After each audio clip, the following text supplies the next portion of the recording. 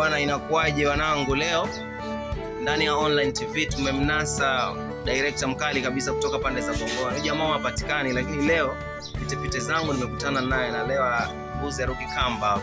Bwana, inakuwaje? Poa sana, inakuwaje mtu wangu? Fresh. Safi sana. Nimekuwa nikikutafuta lakini upatikani kabisa. Unajua hata na shughuli hapa na pale mtu wangu. Au si? Utafutaje kaka? Sasa katika upekuzi wangu unaona series kibao, lakini kuna hiyo udakuzi. Yeah. Watu wanaipenda sana. Ile idea ulipata wapi kaka?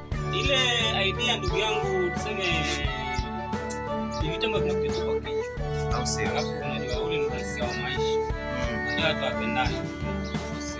Unaweza kumuona wewe rafiki yako ile mswani ya adui yako, sio? Yaani rafiki yako apende mazuri yako, kwa hiyo haufahamu. Sasa udakuzi inahusiana na nini? Tuongelee kwa kina. Tuseme udakuzi inahusiana na mdada fulani ambaye alitoka nje ya nchi. Unaona? Akaja Kenya, alikuja Kenya kwa mafanikio fulani.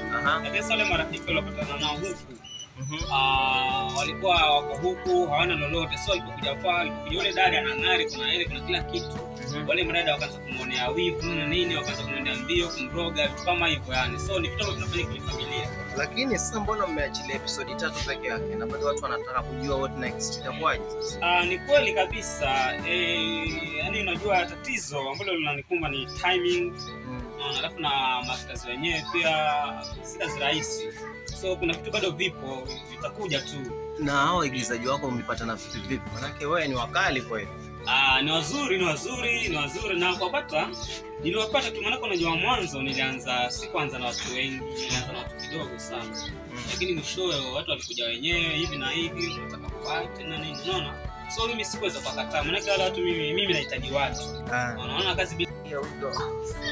Sasa kaka, so far umefanya movie kama ngapi? Nimefanya nyingi bro, siko pale YouTube pale. Nimefanya Mwezi Mkuu, nimefanya nyingi. Yaani nimekuda kudakuzi. Yaani bro nimefanya movie nyingi mpaka kidogo nimezisahau. Ni nyingi sana. Sasa hii mashabiki watarajia nini kutoka kwako? Maana unakuja vibaya sana. Ni kweli sasa hii nataka nikirudi tena. Maana sasa kidogo nimetulia kiasi, lakini kuna vitu navipika.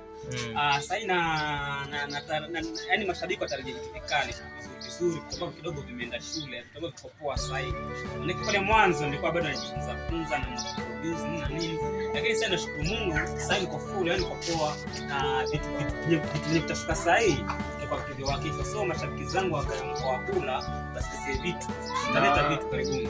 Na uko na investors ama unajisimamia mwenyewe? Tuseme kama uko na kampuni.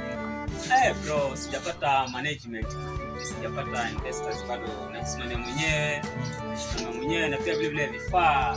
Yo bro, usidanganye mtu, mimi natumia hii simu. Usiniambie. Natumia simu. Video kali kama zile simu kweli. Yani bro, pale kila ambacho nakiona pale kwa YouTube.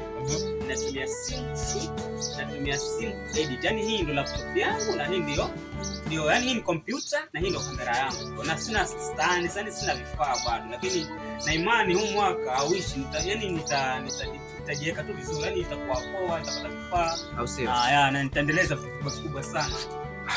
Okay poa bro, basi mimi tumefurahia kupiga story na wewe. Next time tukutana huko tutakuwa kuna mambo makubwa zaidi. Fresh. Mimi naomba mashabiki wanifollow Facebook Jackson Stima, TikTok Jackson Stima, YouTube pia wa subscribe Jackson Stima, wa like, wa share au sio? Walete maoni kama pengine mnaona anaenda sivyo. Basi anaweza ni correct kiasi. Unajua bila hao mimi siwezi au sio? Ni kweli.